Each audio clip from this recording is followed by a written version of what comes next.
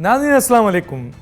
अब तक डॉक्टर दानिश के साथ हाजिर हैं। आज एक तरफ सुप्रीम कोर्ट में इलेक्शन कमीशन ने जो सूबाई और कौमी असम्बली के इंतखाबात को पोस्टपोन किया है, उसके ऊपर जो है वो पीटीआई की जो पटिशन है उसके ऊपर सुप्रीम कोर्ट 5 रुकनी बेंच आर्गूमेंट्स कर रहा है। तो दूसरी तरफ आज पार्लियामेंट में जॉइंट सेशन में वज़ीर आज़म पाकिस्तान जनाब शहबाज शरीफ साहब ने मौजूदा जो इस वक्त सूरत हाल है और जो इस वक्त एज एग्जेक्टिव उनको परेशानी है और जो इस वक्त कानूनी और आइनी तौर पर यकतरफ़ा उनके लिहाज से फ़ैसले आ रहे हैं, उस बुनियाद पर उन्होंने एक कानून साजी की बात की।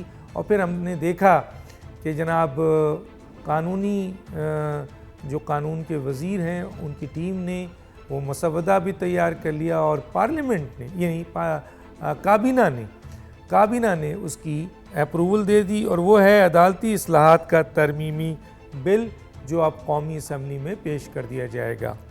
एक तो ये हुआ है और फिर मैंने कहा कि दूसरी तरफ सुप्रीम कोर्ट उस अहम तरीन केस को सुन रही है। तीसरी जो इम्पॉर्टेंट बात है वो अभी अभी हमारी सामने आई है और वो ये है कि वफाकी वज़ीर इत्तलात मरियम औरंगज़ेब साहिबा ने ये आपके शेयर किया है कि इलेक्शन कमीशन की जो आपके उनके इख्तियारात हैं इलेक्शन कराने के, उस पे जो मुदाखलत से गुरेज पे जो करारदाद है वो पार्लियामेंट में जो है वो उसको कहते हैं मुत्तफ़क़ा तौर पर मंजूर कर लिया गया है।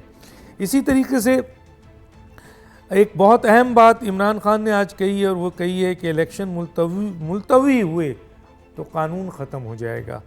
और क्या हुकूमत इलेक्शन से फ़रार चाहती है और दूसरी तरफ हुकूमत ज़ोरदार तरीके से ये कह रही है कि चारों सूबों और मरकज़ के जो इलेक्शन है वो एक साथ अक्टूबर में होंगे। इन इश्यूज़ पे बात करेंगे। मेरे साथ 3 अहम गेस्ट हैं, उनका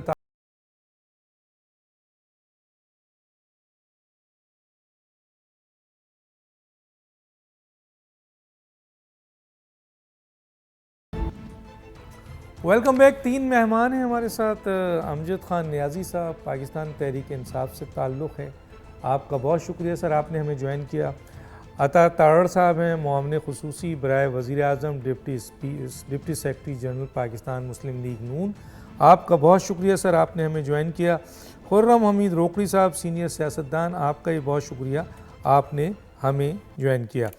मैं इसमें अभी 2-3 चीज़ें हैं, वो पहले मैं आता तारड़ साहब के पास आ जाता हूँ ताकि इसको थोड़ा सा सुनने वालों को पता चले कि हुकूमत कर क्या रही है। आता तारड़ साहब, एक तरफ तो पार्लियामेंट कानून साजी करने जा रही है और वफाकी काबीना जिसका आप हिस्सा भी हैं उसकी अप्रूवल हो गई है और वो है अदालती इस्लाहात का तरमीमी बिल। इसमें मेजर क्या क्या चीज़ें हमें ज़रूर बताइएगा कि तरमीम करने जा रहे हैं जो पहले नहीं थी। और दूसरी एक और चीज़ भी हुई है और वो ये हुई है कि अभी वफाकी वज़ीर इत्तलात ने ये मेरे पास मैसेज भी आया है कि एक जो आपका मुश्तरका इजलास था उन्होंने एक करारदाद मुत्तफ़क़ा तौर पर मंजूर की है और उन्होंने कहा है कि इलेक्शन कमीशन जो कि एक आज़ाद खुद मुख्तार आइनी इदारा है, उस जिसका काम जो है वो इलेक्शन कराना है साफ़ और शफाफ, उसके आइनी मामलात में दखल अंदाज़ी नहीं होनी चाहिए। और ये जो चारों सूबे हैं और मरकज़ है उसका जो इलेक्शन है वो एक वक्त में निगरां हुकूमत के ज़ेर असर होना चाहिए। तो ये 2 चीज़ें, इसको ज़रा बताएं सर, कैसे देखते हैं आप? बहुत शुक्रिया डॉक्टर साहब। हमने बड़े सब्र तहम्मुल से, बड़े हौसले से काम लिया कि जब बेंचेस बनाए जाते हैं और वो फर्द वाहिद की तरफ से बनाए जाते हैं और उसमें एक मखसूस ज़हनियत के जजेस को शामिल किया जाता है, तो फैसला आप उसी दिन बता सकते हैं जिस दिन बेंच के नाम आपके सामने आते हैं। तारीख में कभी ऐसा नहीं हुआ कि इधर खबर चले कि फलां फलां जज साहब बेंच में शामिल हैं, और आप वहीं से नतीजा अख्ज़ कर लें कि ये मामला PMLN की फेवर में जाएगा या PTI की फेवर में जाएगा। और दूसरी बात ये है कि जब ये CCPO गुलाम महमूद डोगर के केस में ये सो मोटो लिया गया, ये एक अनरिलेटेड मैटर था, एक अनरिलेटेड केस था, जिसमें 2 जज साहबान ने अपना जहन डिस्क्लोज करके इस मामले को उस तरफ लगाया। तो देखिए, ये जो चीफ जस्टिस होता है, ये चीफ ऑफ आर्मी स्टाफ की तरह नहीं है कि कुछ चेन ऑफ कमांड है। He is one amongst equals. और जो काबीना में असूल है कि प्राइम मिनिस्टर जो है वो काबीना के फैसले जो है वो कलेक्टिव विजडम से करते हैं, तो चीफ जस्टिस के लिए भी ये जरूरी है कि वो तमाम फैसले कलेक्टिव विजडम से करें और सीनियर मोस्ट जजेस से वो मशावरत करके बेंचेस बनाएं, ना कि चंद मखसूस जजेस को बेंचेस में बिठाएं जिनकी एक बेंट ऑफ माइंड है, जिनका एक झुकाव है एक सियासी जमात की तरफ या कुछ मामलात की तरफ। तो ये अब जो लेजिस्लेशन की गई है, इसमें तमाम मामलात पे बेंचेस की जो फॉर्मेशन है उसमें सीनियर मोस्ट 3 जजेस का रोल रखा गया है, कमेटी बनाई गई है, क्योंकि जो आइन का आर्टिकल है वो ये कहता है कि बेंचेस की फॉर्मेशन सब्जेक्ट टू लॉ होगी। सब्जेक्ट टू लॉ इसलिए लॉ बन गया कि 3 सीनियर मोस्ट जजेस इंक्लूडिंग द चीफ जस्टिस, और वो बाय मेजॉरिटी फैसला की कि बेंच कैसे होंगे और किन जज साहिबान को उसमें जो राइट डील है विद इन 30 डेज, 30 दिनों के अंदर अंदर जहां पे 183 की कोई भी एप्लीकेशन आती है तो उसके लिए भी ये कमेटी डिसाइड करेगी। और इसके अलावा यहाँ पे ये और सीनियर 3 जो मोस्ट 3 जजेस हैं वो उस कमेटी का हिस्सा होंगे। तो वो अपील के राइट के हवाले से भी वो एक टाइम लिमिट रखी गई है 30 दिनों की। मरीम साहिबा ने आज करारदाद पढ़ी। देखिए, वो बड़ा सिंपल है कि आज ऐवान ने जो अदलिया की मुदाखलत है सियासी मामलात में, उसको सियासी अदम इस्तेहकाम का जिम्मेदार ठहराया है और इस मुदाखलत को बंद करने का मुतालबा किया है। और ये भी मुतालबा किया है कि इलेक्शन जो होने हैं आर्टिकल 224 है जिसमें निगरान हुकूमतों के तहत होने हैं और मुल्क में एक शख्स की जिद की वजह से बार बार करवाए जाएं। और हमें इस बात की भी बहुत बड़ा दुख है कि 63A की जो तशरीह की गई और पार्टी हेड को डिक्टेटर बताना गया और कहा गया कि ये पार्लिमानी लीडर के पास राइट होगा कि किसका वोट कहाँ डलेगा और उसकी गिनती में शुमार होगा नहीं होगा, वो भी आइन को रीराइट किया गया था। तो ये मामला प्रोविंशियल गवर्नमेंट जब PTI की बनी है पंजाब में, वो 63A की तशरीह के बाद बनी है। ये शायद नौबत ही ना आती इन इलेक्शन को करवाने की कि अगर 63 में सुप्रीम कोर्ट ने आइन को रीराइट ना किया होता।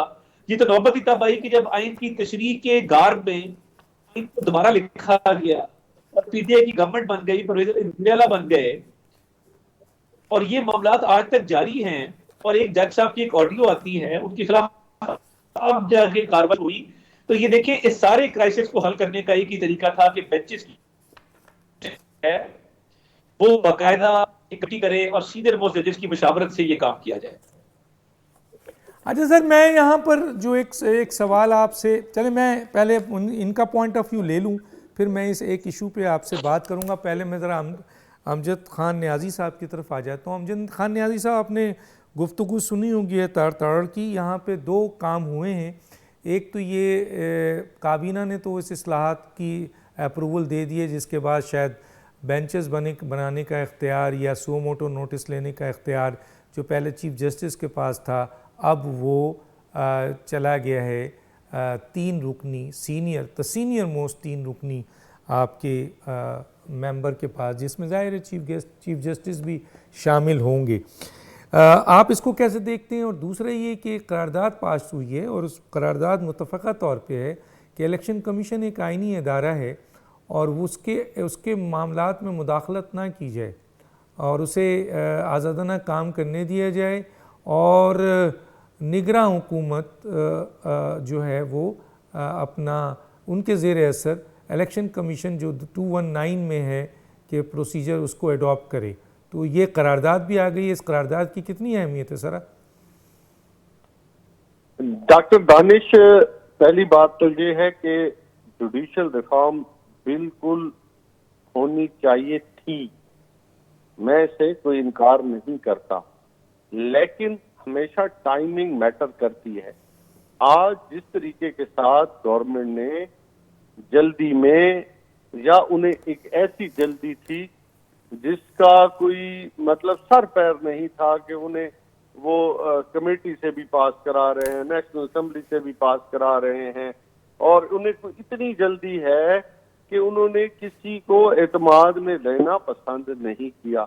हमेशा कानून साजी जो है वो कौम और इंस्टीट्यूशन के मफाद में होती है, ना कि किसी के जाती इंटरेस्ट में होनी चाहिए।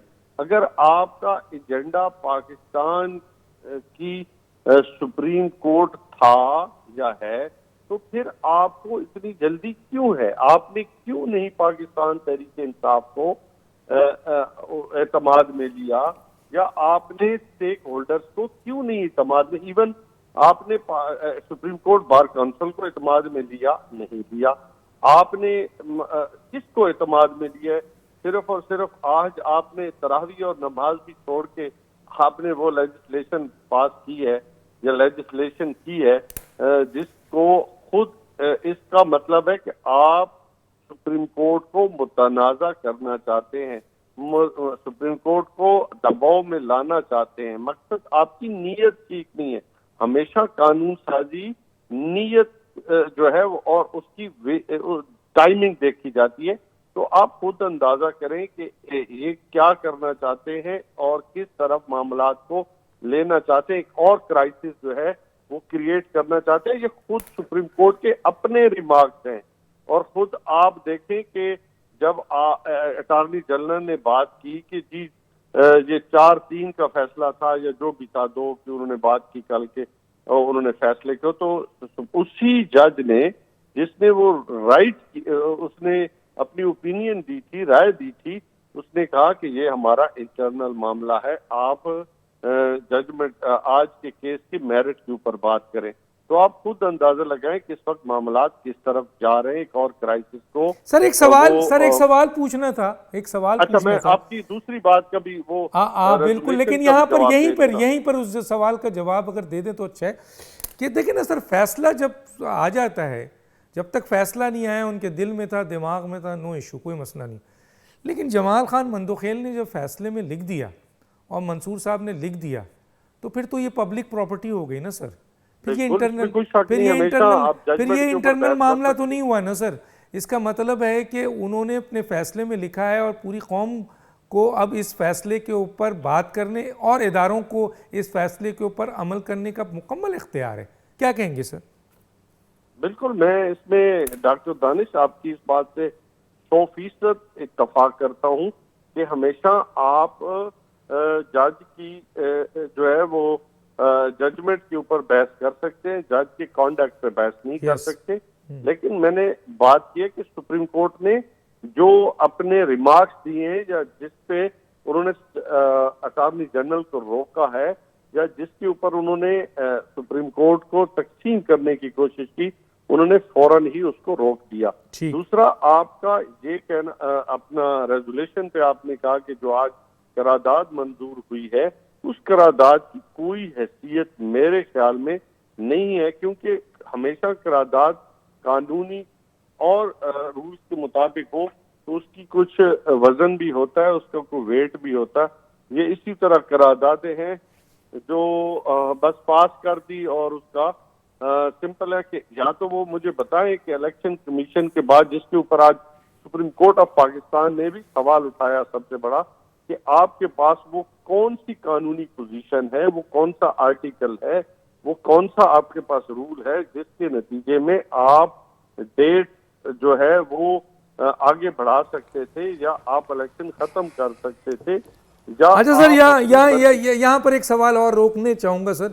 सुप्रीम कोर्ट तो बहुत बड़ी चीज़ है सर, हम जैसे तालिब इल्म भी इन चीज़ों को कोट कर सकते हैं कि देखें सर, इलेक्शन कमीशन एक आइनी इदारा है और इसमें कोई शक नहीं है कि इलेक्शन कमीशन ने सदर साहब को कुछ डेट दी, सदर साहब ने एक डेट अप्रूव कर दी। अब इलेक्शन कमीशन के पास इलेक्शन एक्ट 2017 में जो 58 आर्टिकल है वो उसको इलेक्शन कमीशन को इस बात की इजाज़त देता है कि वो प्रोग्राम इलेक्शन का आगे बढ़ा सकता है और इसके लिए उसको किसी से कंसर्न करने की ज़रूरत नहीं है। और इसकी प्रोटेक्शन 254 यानी 254 आइन का आर्टिकल दे रहा है। तो क्या सर हमारे मोहतरम जजेस ने ये दोनों आर्टिकल पढ़ा है सवाल करने से पहले? हाँ, देखिए मुझे ये तो नहीं पता कि उन्होंने पढ़ा है या नहीं पढ़ा, ये तो खुद जज बता सकते हैं या उनका कोई प्रेस रिलीज ही हमें मालूम हो सकता है। लेकिन बात यह है कि उसके लिए भी हालात और सर्कमस्टांसेस बताए गए हैं कि क्या इमरजेंसी की सूरत हो या पाकिस्तान के अंदर कोई ऐसे हालात आ जाएं तब भी मतलब उसके लिए भी एक फोरम है। और फोरम बिल्कुल सुप्रीम कोर्ट ने ये बताया कि ये forum supreme court of Pakistan है जिसके ऊपर आप नहीं सर, सुप्रीम कोर्ट तो अमल दखल कर ही नहीं सकती ना, कानून और आइन तो कोई इजाजत ही नहीं देता। मैं हर एक चीज के ज्यूरिडिक्शन है ना सर, सर अहमद खान अमजद खान न्याजी साहब, आप तो पार्लियामेंटेरियन हैं, कानून साज हैं, और आपके वालिद साहब तो कोई उनका मुकाबला नहीं कर सकता। Act of parliament, rule of business, constitutions पे ज़बानी अबूर रखते थे। तो सर मुझे ये बता दीजिए, सबकी जुरिडिक्शन है, सुप्रीम कोर्ट की 175(2) जुरिडिक्शन है और उसके बाद पार्लियामेंट की जुरिडिक्शन है, एग्जेक्टिव की 97 जुरिडिक्शन है, इलेक्शन कमीशन 213 से लेकर 226-28 तक उसकी जुरिडिक्शन है। तो मुझे ये बताइए कि सुप्रीम कोर्ट का कहाँ इलेक्शन में रोल्स है सर? जब चीफ जस्टिस का ये रिमार्क्स, मैं रिमार्क्स पे आ रहा हूँ कि साफ और शफाफ इलेक्शन नहीं हुआ तो हम इंटरफेयर करेंगे। अब मुझे ये बता दें सर, ये जुमला किस आइन के आर्टिकल, किस कॉन्स्टिट्यूशन, किस लॉ, किस इलेक्शन एक्ट, कौन से जजमेंट के तहत जस्टिफाई करता है? ये जरा सा 1 मिनट आपको दूंगा, फिर मैं जरा खुर्रम उम्मीद रोकड़ी की तरफ जाता हूं। डॉक्टर दानिश, स्टेट के जो 4 पिलर हैं और फिर सर 2 पिलर हैं कॉन्स्टिट्यूशन में, सिर्फ 2 पिलर हैं सर कॉन्स्टिट्यूशन। आर्टिकल 7 है सर। सर मैं भी तालिब इल्म हूं और मैं आपके अब्बू का तालिब इल्म हूं सर। 2 पिलर हैं, मुकम्मल होने देना। जी आज हम हैं तो 3, लेकिन हम चौथा भी कहते हैं। सर 3 भी नहीं है, 2 है सर, 2 हैं। चलो अच्छा, ये आपकी अपनी एक अच्छा। आप हम क्या कहते हैं कि जहां पे आईनी एक डिस्प्यूट आ जाए तो सुप्रीम कोर्ट उसकी वजाहत, हाँ तशरी, यस ये उनकी जिम्मेदारी है, बिल्कुल उसकी जिम्मेदारी है, बिल्कुल। तो सुप्रीम कोर्ट ने अपने पहले फैसले में मुकम्मल जो है वो उन्होंने एक मुकम्मल फैसला दिया जिसके नतीजे में पंजाब के अंदर डेट आ गई और फिर सारी चीजें, एक प्रोसेस मुकम्मल हो रहा था, जिसके बाद अचानक ही इलेक्शन कमीशन ने जो है वो प्रोसेस रोक दिया और डेट खत्म कर दी। ठीक है, इसलिए क्योंकि मेरे पास टाइम बहुत कम है, मैं दोबारा इसी पे आऊंगा, आपको लेके आऊंगा। और आपने सही पॉइंट दिया है कि सुप्रीम कोर्ट की मुकम्मल जिम्मेदारी है कि वो तशरीह करे, लेकिन हर आर्टिकल की नहीं। खुर्रम हमीद कोकड़ी साहब बैठे हुए हैं, जरा उनका पॉइंट ऑफ व्यू ले लेते हैं। सर आपने दोनों की गुफ्तगू सुनी है, कैसे देखते हैं? डॉक्टर साहब, सबसे पहली चीज़ ये है कि ये जो मौजूदा इशू है ये पॉलिटिकल इशू है, ना ये फौजदारी इशू है, ना ये दीवानी इशू है। और इस पॉलिटिकल इशू के बारे में मंदोखैल साहब, जस्टिस मंदोखैल की जो लेटेस्ट जो उन्होंने ये जो पूरा भी दिया, उसमें वो लिखते हैं कि parliament is the best forum and political dialogue is the best way to resolve the political issues.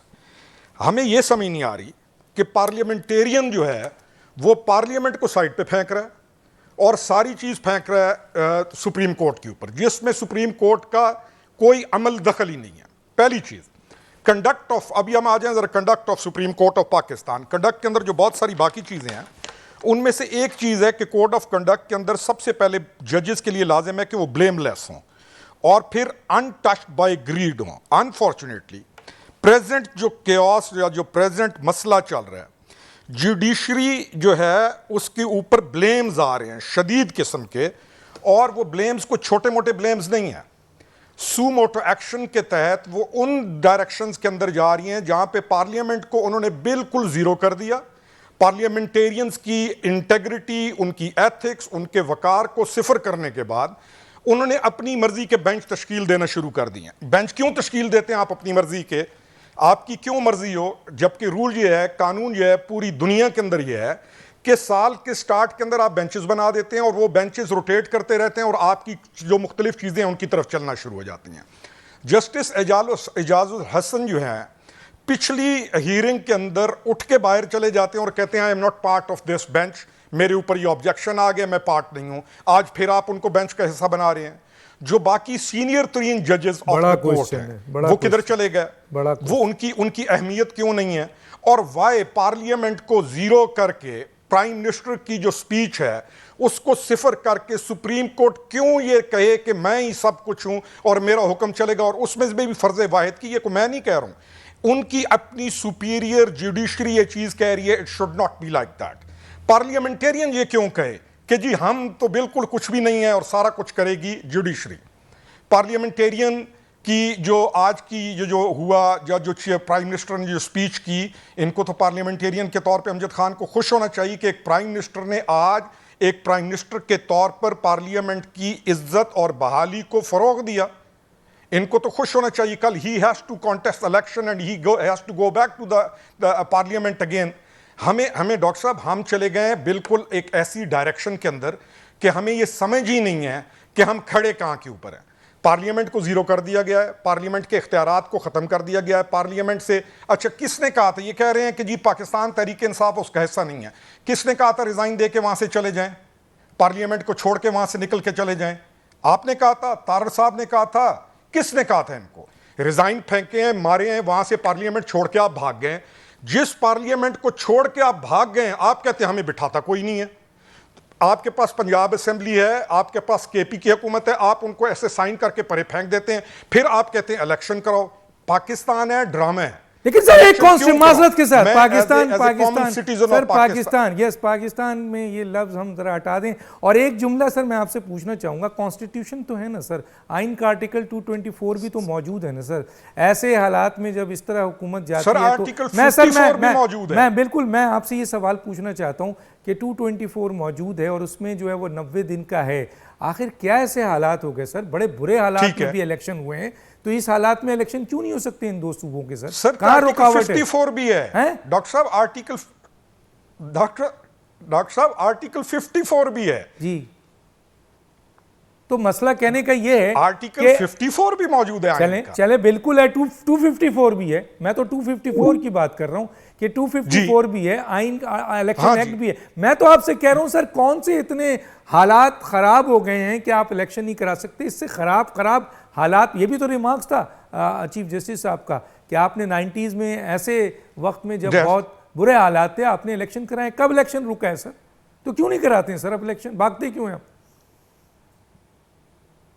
Doctor साहब मैं ये सवाल अगर आप मेरे से पूछें, ये आपसे ही पूछा है, आपसे पूछा है। 1 मिनट आपके पास है, 1 मिनट। अच्छा आगे जाऊंगा जी। डॉक्टर साहब मैं ये कहता हूं कि जो प्रेजेंट सिचुएशन है पाकिस्तान की और जो इस एक पार्टी ने कयास क्रिएट किया हुआ है और बच्चों की तरह, यानी मुझे आप ये बताएं, ये चाय का कप आप मुझे दें, मैं ये चाय का कप जमीन पे मार दूं और कहूं कि मुझे दोबारा इसी किस्म का चाय का कप बना के दो, ये कौन सा तरीका है?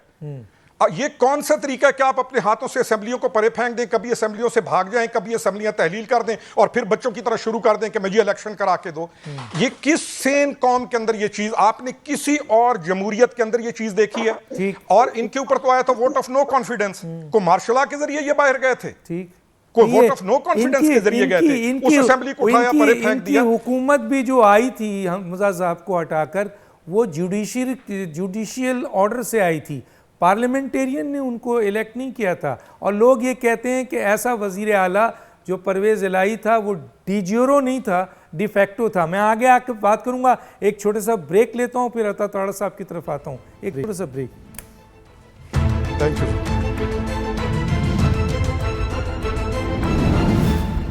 Welcome back. मेरे पहले हिस्से में ज़्यादा टाइम चला गया, अब सबके पास 4-4 मिनट है। अता ताड़ा साहब 4 मिनट है, 3 छोटे छोटे क्वेश्चन है। एक तो आपके अमजद न्याजी साहब ने उठाया और वो ये उठाया है कि तहरीक इंसाफ और बार काउंसिल को आपने ऑन बोर्ड नहीं लेना चाहिए था, वो कहते हैं। दूसरा उन्होंने कहा है कि करारदाद की कोई अहमियत नहीं है जो आपने मंजूर की है। तीसरा एक इमरान खान का बयान है और बड़ा बयान है, आजकल इमरान खान के बयान आपको पता है कितना बड़ा है। उन्होंने कहा कि अगर वक्त पे इलेक्शन नहीं हुए तो कानून ख़त्म। जी, तीनों सवाल आपके सामने हैं, 4 मिनट आपके पास है। देखिए, सबसे पहली बात यह है कि बार काउंसिल जो हैं, पाकिस्तान बार काउंसिल को इस बात का इल्म है। आज उन्होंने प्रेस रिलीज भी जारी की, और पाकिस्तान बार काउंसिल सबसे बड़ी रेगुलेटरी बॉडी है लॉयर्स की।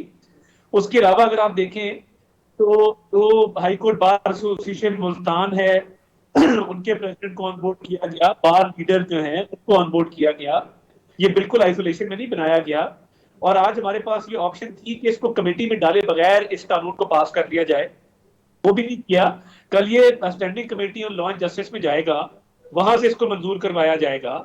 और इसमें देखिए, जो हमारे मिनिस्टर फॉर लॉ हैं वो बार लीडर भी हैं, उनकी एक बड़ी लॉन्ग स्टैंडिंग सर्विस है टू द बार, तो वो भी अपना किरदार इसमें अदा कर रहे हैं और वो करते रहेंगे। तो इसलिए स्टेक होल्डर्स की ये बड़ी देर से डिमांड थी बेंचेस वाली, आज की नहीं है। एक बिल पहले भी तैयार किया गया था, पाकिस्तान बार काउंसिल के कहने पे तैयार किया गया था।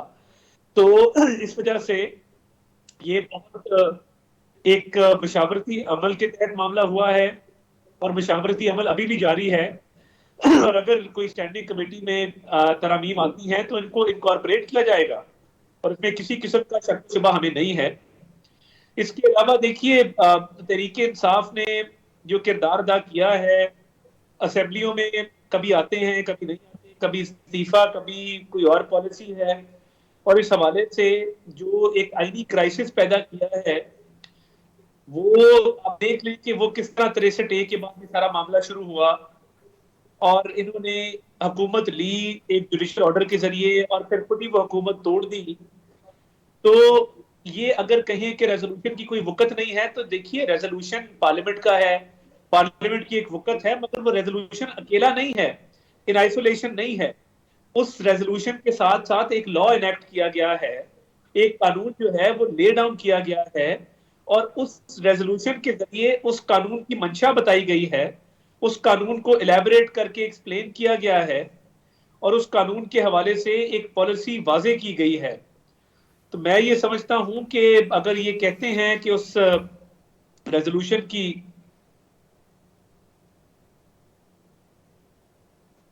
जी बोलें। जी अता ताड़ साहब बोलिए। अता ताड़ साहब की आवाज़ नहीं आ रही है। फ़ोन पे लीजिए, उनसे पूछिए, उनका पॉइंट ऑफ व्यू लीजिए, ताकि मैं फिर अमजद साहब के पास जाऊं। इंपॉर्टेंट पॉइंट है।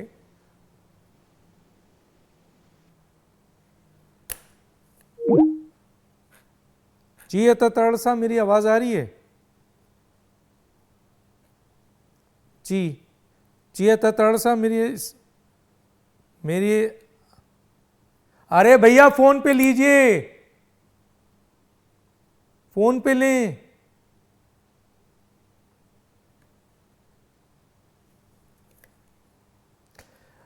इससे पहले कि अता ताड़ साहब, क्योंकि टाइम हमारे पास बहुत कम है, मैं ज़रा आ जाता हूँ। किया क्या हो, अता ताड़ साहब, मेरी आवाज़ आ रही है? साथ लेजिस्लेशन की गई है। जी बोलें सर। और उस जी और उस रेजोल्यूशन के जरिए बकायदा उस कानून की मंशा बताई गई है, मंतक बताई गई है, बताया गया है कि ये कानून क्यों पास किया गया।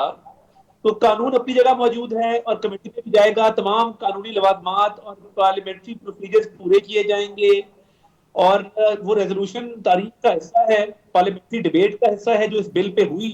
क्योंकि आपको याद होगा, जब भी कोई आईनी तरमीम होती है या कानून में तरमीम होती है, तो पार्लियामेंट्री डिबेट को जरूर देखा जाता है कि पार्लियामेंट में उस पर क्या डिबेट की गई थी।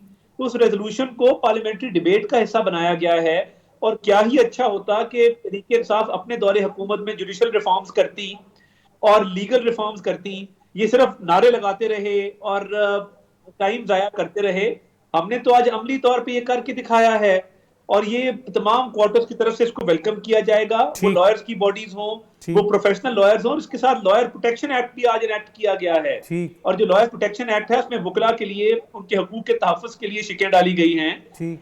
तो ये आप देखेंगे कि इसको सिविल सोसाइटी, इसको ठीक है, HRCP ठीक। जैसे इदारे, ठीक। इसको लॉयर्स बॉडीज इंशाल्लाह वेलकम करेंगे। ठीक है सर, बहुत शुक्रिया। क्योंकि मेरे पास टाइम आज कम है इसलिए मैं थोड़ा थोड़ा टाइम दे रहा हूँ। अमजद न्याजी साहब, एक तो ये सर, इमरान खान साहब ने कहा है कि अगर इलेक्शन अपने वक्त पे नहीं हुए तो कानून ख़त्म, एक तो ये। और दूसरा मैं ये पूछूंगा सर कि ये कानून साजी अगर हो जाती है, कानून बन जाता है, तो क्या तहरीक इंसाफ इसको चैलेंज करेगी सर? 2 सवाल है, 4 मिनट आपके पास है। डॉक्टर तानिश, बिल्कुल खान साहब ने ठीक बात की है कि आज हमारी जो जद्दोजहद है वो रूल ऑफ लॉ के लिए। अगर आज वायलेशन होती है कानून की, आज वायलेशन होती है कॉन्स्टिट्यूशन ऑफ पाकिस्तान की, तो फिर हमारा तो स्टैंड ही बिल्कुल वाज़ेह है कि हम समझते हैं कि इससे अगर आज हमने स्टैंड नहीं लिया तो फिर हम कब स्टैंड लेंगे। जिस तरीके के साथ इफन और भट्ट के पीछे और कुछ जो जमातें हैं जो इस वक्त हार के डर से मैं समझता हूँ कि इंस्टीट्यूशन के इलेक्शन के पीछे छुपना चाहती हैं, हालांकि ये गवर्नमेंट की जिम्मेदारी थी कि वो फंड मुहैया करती, सिक्योरिटी देती, लेकिन वो आज भाग रही है। तो बिल्कुल हम स्टैंड लेंगे, हम पीछे नहीं हटेंगे। हम समझते हैं कि पाकिस्तान के मसाइल का हल जो है इस वक्त जो है वो नई पार्लियामेंट के वजूद के साथ है, क्योंकि ना आप इस वक्त मईशत के लिहाज से फैसले कर रहे हैं, ना आप पे दुनिया एतबार कर रही है, ना आपके दोस्त ममालिक आपको वो सपोर्ट कर रहे हैं जो एक मुंतखब हुकूमत को करती है। लेकिन आज हम इन तमाम मसाइल का जो हमें समझ नहीं आती कि ये किस बेस पे इन सीटों के साथ चिमटे हुए हैं, जहाँ से ये डिलीवर भी नहीं कर रहे, कोई रिफॉर्म्स भी नहीं ला रहे, कोई लोगों को फैसिलिटेट भी नहीं कर रहे, कि हर तरफ एक अफरा तफरी है, हर तरफ क्राइसिस ही क्राइसिस है।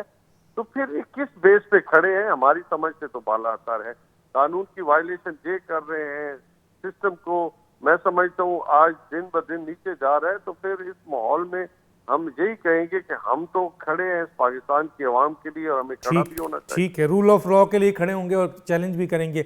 रोकड़ी साहब, एक बड़ा जुमला बोला है, उन्होंने कहा है कि जी पार्लियामेंट, ये मौजूदा हुकूमत जो है वो आपके इस वक्त उसको कोई सपोर्ट हासिल नहीं है, एतमाद हासिल नहीं है, आवाम का नहीं है, और बेहतर ये है कि एक इलेक्टेड हुकूमत आए जो कि उसका एक एतमाद बहाल हो और मुआशी और सारे मसाइल हल हो जाएंगे इससे। किस हद तक मुत्तफिक हैं सर? डॉक्टर साहब, पार्लियामेंट का इनकार पाकिस्तान तहरीक इंसाफ करती है।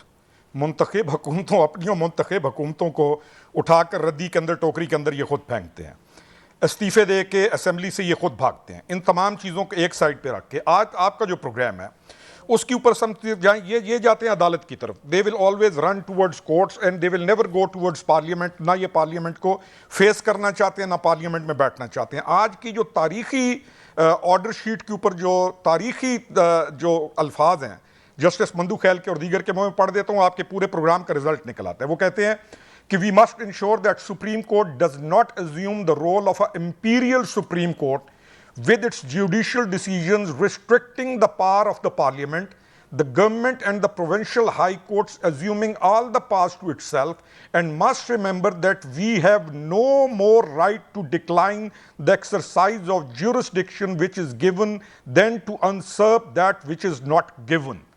इस चीज़ के साथ मामला ही ख़त्म हो जाता है। उन्होंने तमाम चीज़ में पार्लियामेंट को एलिवेट कर दिया है, उस पार्लियामेंट को जिससे ये हजरात भाग रहे हैं, जिसकी अहमियत नहीं है। They will run away from parliament, they will go to the courts. Court कह रही है कि वो अपने मुअज़्ज़िज़ इदारे को मुअज़्ज़िज़ समझो जो असल मुअज़्ज़िज़ है, एंड तुम मुअज़्ज़िज़ हो। अब इनको कौन समझाए कि आप हजरात मुअज़्ज़िज़ हैं? आप जब हुकूमत के अंदर थे तो आपका काम था पार्लियामेंट की इंटेग्रिटी की और उसकी एथिक्स का ख्याल करना। आपका काम था कि इस्तीफे दे के वहां से ना भागना। आपका काम था कि अपनी दोनों असेंबलीज को ना तोड़ना। ये किस मुंह से कहते हैं कि मौजूदा हुकूमत इलीगल है, जबकि पहली दफा पाकिस्तान में लीगल तरीके के साथ इनकी हुकूमत हटाई गई है। यानी ये वोट ऑफ नो कॉन्फिडेंस से ये हजरात घर बैठे हैं, और जब वोट ऑफ नो कॉन्फिडेंस से ये हजरात घर गए हैं तो उसी वक्त रोते हुए इन्होंने तमाम ने इस्तीफे फेंक दिए और अब मिन्नतें कर रहे हैं, कभी कोई दाएं से आता है कभी कोई बाएं से आता है कि मेरा इस्तीफा किसी तरीके से कर दो, मुझे अंदर जाने दो। डॉक्टर साहब, ये कोई पॉलिटिकल पार्टी नहीं है, ये एक कल्ट है और ये कल्ट की सूरत इख्तियार कर चुकी है और इनके नज़दीक एक मजहब और दीन बन चुका है इनकी पार्टी। ना ये पॉलिटिकल डायलॉग पे बिलीव करते हैं, ना ये किसी और की किसी भी सेन चीज़ को एडमिट करेंगे। ये एक पूजा की सूरत में है, ये पूजा करते रहेंगे और ये उस वक्त तक चलती रहेगी जब तक इनके टिकट तकसीम और वो चीज़ नहीं होती। आप इनका ये टाइम गुजरने दें, इनको कोर्ट से डिस्क्वालिफिकेशन जिन हजरात ने होनी है होने दें, फिर यही पार्लियामेंटेरियन और यही बंदे जो वहाँ पे खड़े हुए हैं, मैं आपके प्रोग्राम में पूछूंगा कि ये हजरात उस वक्त इमरान खान को मिलने भी जाते हैं। ये कोई पॉलिटिकल पार्टी नहीं है, ये एक कल्ट है और ये कल्ट बन चुकी है और इनके पास वापसी का रास्ता इसलिए नहीं है कि ये किसी के साथ बैठकर डायलॉग करने के लिए राजी नहीं है। अच्छा सर, ये एक सवाल पार्लियामेंट के अंदर जाना नहीं क्योंकि चाहते। मेरे पास This is वक्त my है, conclusion. आपका पॉइंट ऑफ व्यू भी ले लूं सर। ये मुसलसल कभी शीरी मज़ारी, कभी असद कैसर और मुख्तलिफ ज़राए से अंदलीब अब्बास, ये मुख्तलिफ जगह पे बैनुल-अक़वामी तौर पर उनके कांग्रेसमैन को, पार्लियामेंटेरियन को वो प्रोवोक कर रहे हैं कि जी पाकिस्तान के अंदर जो है वो ये, तो क्या ये बैरूनी मुदाखलत के लिए ये जवाज़ पैदा होता है सर? ये इसको कैसे देखते हैं? आपके पास 1.5 मिनट है सर। डॉक्टर साहब, एक मिनट में गुफ्तगू खत्म करूंगा। डॉक्टर अल्लामा इकबाल का एक शेर है, नंग वतन नंग दीन का। इनको न वतन की नामूस का एहसास है, ना इनको वतन की इज्जत का एहसास है, ना इनको ये एहसास है कि अपनी इंटेग्रिटी भी कोई चीज़ होती है। अमरीकी हुकूमत नामंजूर के नारे के ऊपर लोगों को बेवकूफ़ और उनके पास जाके इस घटिया तरीके के साथ अपनी अवाम और अपनी हुकूमत को नंगा कर रहे हैं ये, और जाकर वहाँ पे हाथ जोड़ के माफिया मांग रहे हैं, लॉबिंग कर रहे हैं, पैसे लगा रहे हैं उनको राज़ी करने के लिए कि किसी तरीके से इसके ऊपर एक ट्वीट हमारे लिए डाल दो कि हमारे साथ मुल्क के अंदर ये कुछ हो रहा है। वो जो शेर था ना, वो जो आज दक्कन और बंगाल का नंग वतन नंग दीन, इनके ऊपर वो फिट होता है। इनको शर्म नहीं आती कि ये अपने मुल्क को रुसवा करने के लिए किन के कदमों के अंदर जाके बैठ रहे हैं। और सर, इस सर बस 1 मिनट, मैं 1 मिनट अमजद खान न्याजी को भी 1 मिनट दूंगा इस इशू पे। क्या कहेंगे अमजद साहब? डॉक्टर दानिश भाई, चूंकि एक ऐसी गुफ्तगू की गई है जो जाती अनाज पे, जो जाती गुस्से पे, और मैं इनके बारे में क्योंकि पर्सनल कोई बात नहीं करूंगा, लेकिन एक बात है, बेसरूपा बातें और दैनी कैफियत के अंदर बातों का क्या जवाब दूं।